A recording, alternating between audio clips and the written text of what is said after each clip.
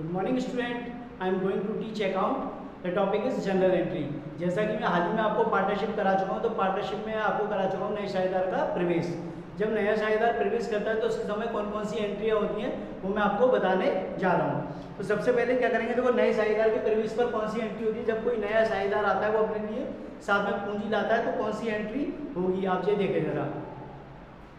सबसे पहली एंट्री होगी आपकी cash account debit, cash account debit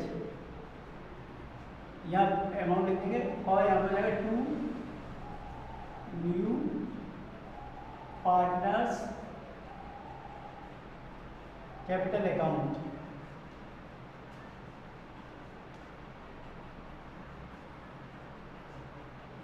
और नीचे लिख देंगे narration being cash brought, being cash brought in by new partner।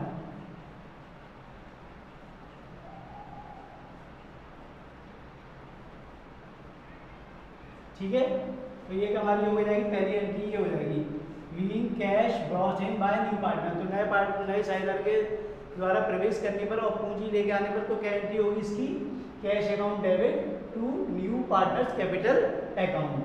तो ये नीचे लिखेंगे नरेशन क्या लिखेंगे, being cash brought in by new partner, यानी जो नया पार्टनर हो, चाहे पहले वो ऑलरेडी पार्टनर ए और बी हो, नया पार्टनर सी आए या कोई राम आए, जो भी नया पार्टनर आएगा तो वो उसकी एंट्री ये होगी। इसके बाद उसकी गुडविल की एंट्री कहते हैं। गुडविल की एंट्री तो यानी कि नए साझेदार पूंजी भी लाता है और ख्याति भी लाता है।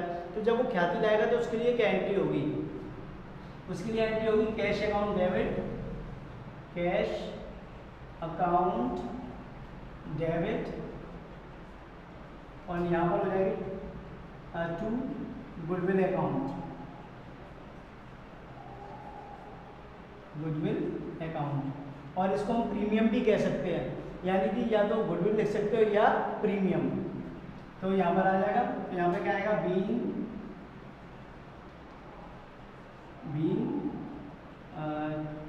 Goodwill, being goodwill brought in by new partner।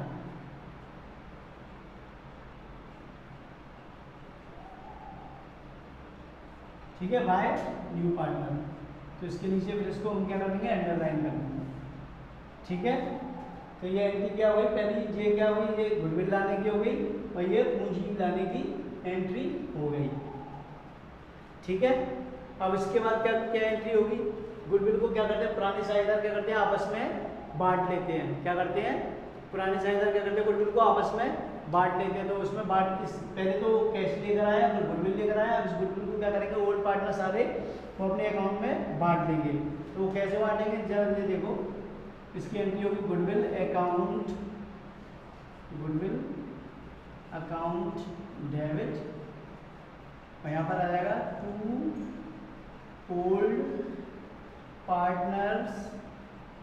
Partners capital account. ठीक है, उसका अमाउंट यहाँ लिख जाएगा, इसका अमाउंट यहाँ लिख जाएगा। ये किसकी है, जब यानी वो गुडविल लेकर आता है ओल्ड पार्टनर, वो नया पार्टनर, तो उसको क्या करते हैं, ये गुडविल को जो पुराने साझेदार होते हैं वो आपस में बांट लेते हैं। तो उसे ये गुडविल को बांटने की एंट्री होगी गुडविल अकाउंट डेबिट और टू ओल्ड पार्टनर्स। ठीक है, तो ये इसकी एंट्री होगी और इसका नरेशन होगा बीइंग गुडविल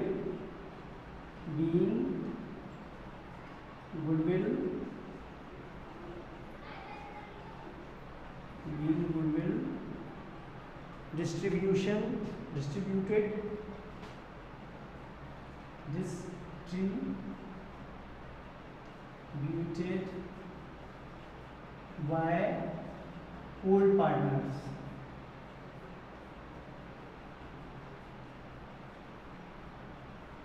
अब क्या करेंगे, इसको जो गुडविल है इसे पुराने साझेदार आपस में बांट लेंगे। क्या करेंगे, गुडविल को पहले वो कैश लेकर आता है, फिर गुडविल लेकर आता है और उसको क्या करता है, गुडविल को पुराने साझेदार आपस में बांट लेते हैं। तो ये गुडविल को पुराने साझेदारों में बांटने की एंट्री है। ठीक है, बता दीजिए फटाफट से।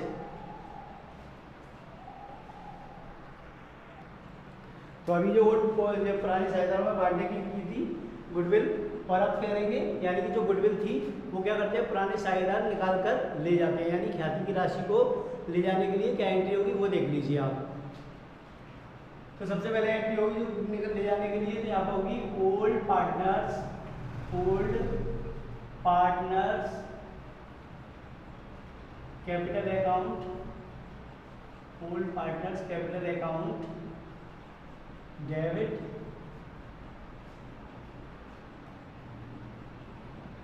यहाँ पर आएगा टू कैश या फिर बैंक कर सकते हैं इसको, कैश या bank account.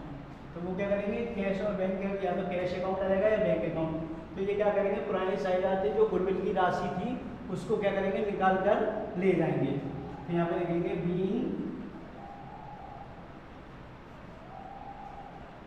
Being amount of goodwill, being amount of goodwill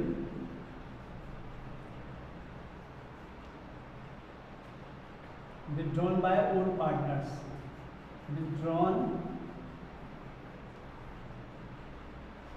by old partners।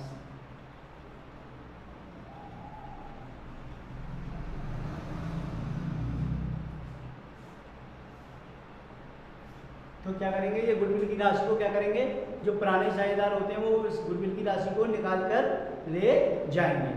ठीक है, तो ये उसको यानी कि गुडविल की राशि को निकालने की एंट्री हो गई। अब इसके बाद क्या करेंगे हम, जैसे कि हमारी जो संपत्ति होती है उनका मूल्य कम हो जाता है असेट्स का। जैसे जब हम रिवैल्यूएशन अकाउंट बनाते हैं तो जो संपत्तियों का मूल्य क्या होता है, कम होता है, उसके लिए क्या एंट्री होगी आप ये देख लो। ठीक है, तो उसके लिए होगी हमारी रिवैल्यूएशन अकाउंट डेबिट। इस जगह हम रिवैल्यूएशन की जगह हम profit and loss adjustment account भी लिख सकते हैं।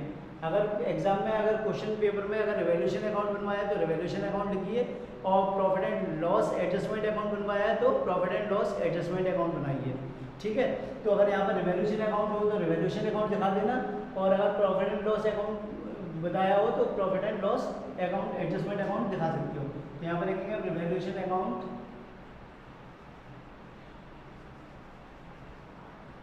Revaluation account debit to assets account. क्या आएगा यहाँ पर, to assets account.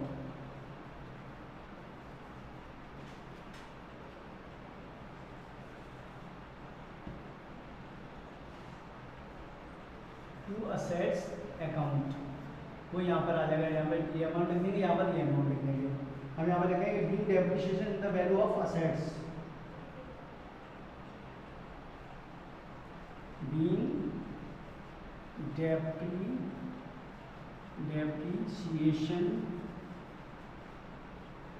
depreciation in the value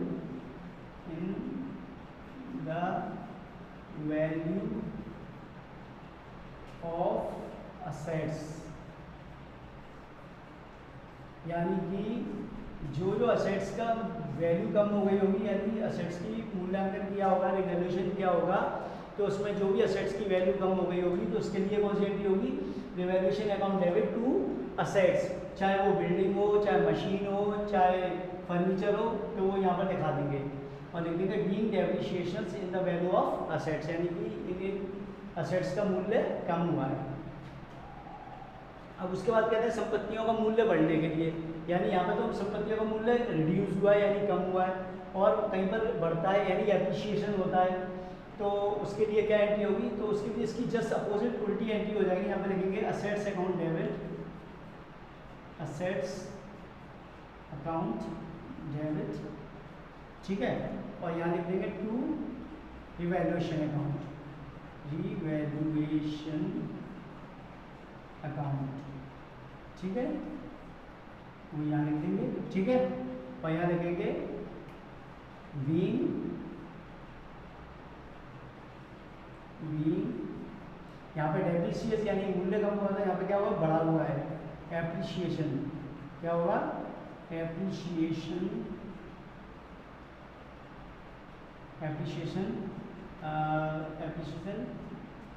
in the appreciation in the value of assets, in the value of assets,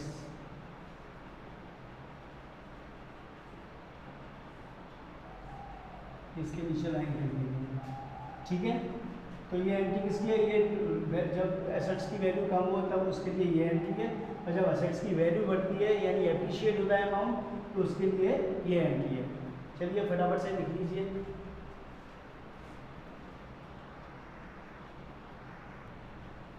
चलिए अब एंट्री कराते हैं जिनका, जैसे कि रेवोल्यूशन अकाउंट बनाते हैं तो रेवोल्यूशन अकाउंट में जो प्रॉफिट होता है या लॉस होता है उसकी एंट्री क्या होती है। तो सबसे पहले हम उसकी एंट्री करेंगे जो प्रॉफिट होता है। जैसे प्रॉफिट रेवोल्यूशन अकाउंट बनाते हैं तो रेवोल्यूशन अकाउंट में जो प्रॉफिट होता है उसकी क्या एंट्री होती है, पहले वो देख लो। तो रेवोल्यूशन अकाउंट में प्रॉफिट के लिए सबसे पहले क्या एंट्री होगी, रिवैल्यूएशन अकाउंट डेबिट क्या होगी, revaluation account debit,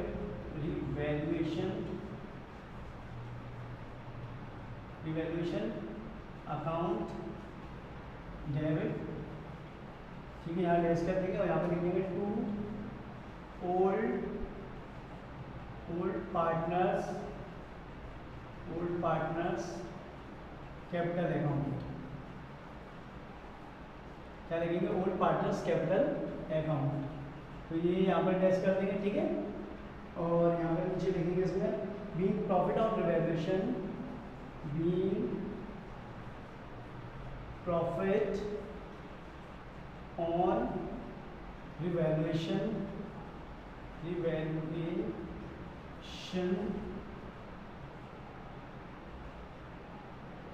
transfer to old partners capital account, transfer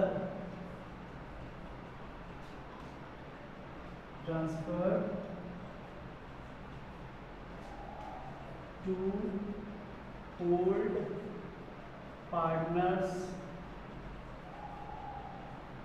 capital account.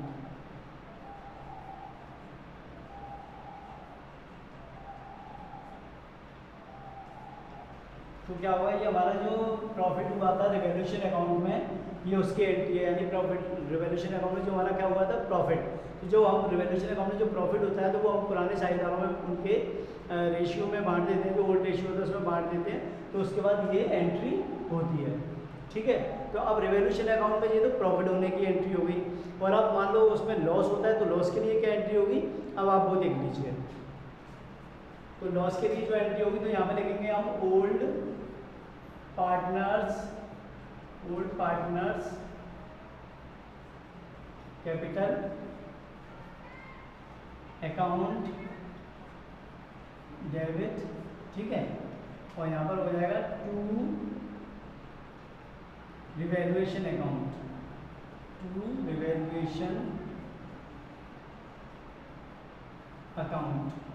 ठीक है। तो उसका अमाउंट यहाँ लिख जाएगा, और यहाँ पर लिखेंगे being loss on revaluation,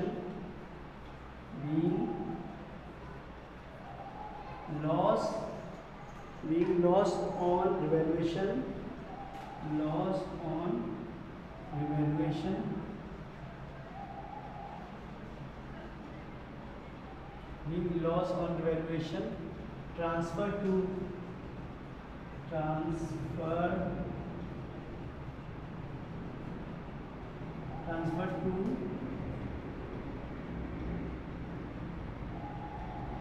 old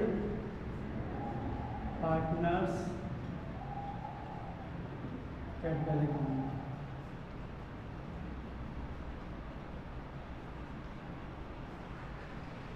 तो इसके नीचे फिर इसके नीचे भी अंडरलाइन कर देंगे।